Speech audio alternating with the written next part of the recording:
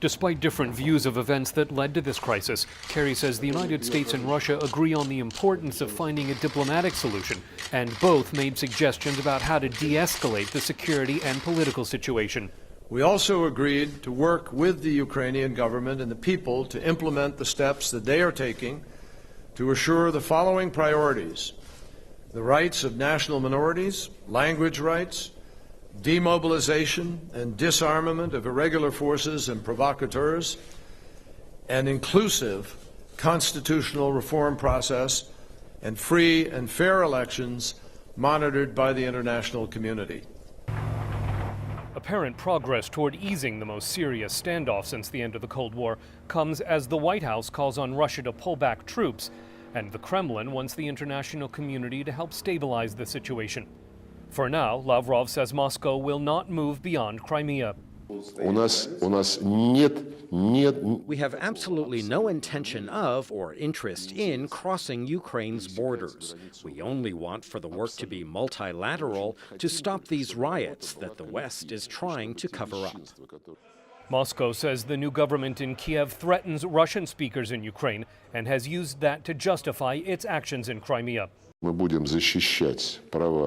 We will be protecting the rights of Russians and Russian speakers in Ukraine using all political, diplomatic, and legal means at our disposal.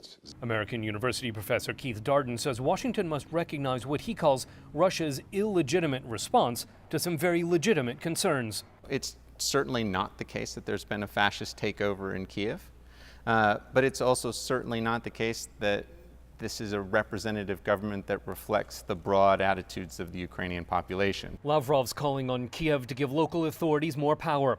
Darden says decentralization could satisfy many of Russia's concerns. Who controls Kiev shouldn't matter as much, I think. And that would be very stabilizing for the Russian-speaking regions of the south and east if they felt that they could elect local representatives who actually had power, who could protect their rights.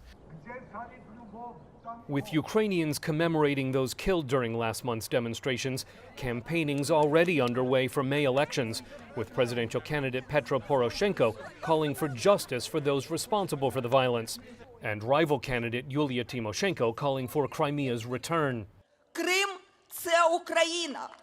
Crimea is Ukrainian, and we will return it to us and release it from the occupation.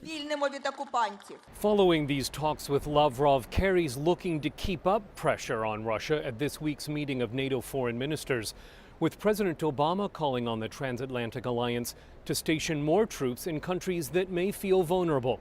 Scott Stearns, VOA News, Paris.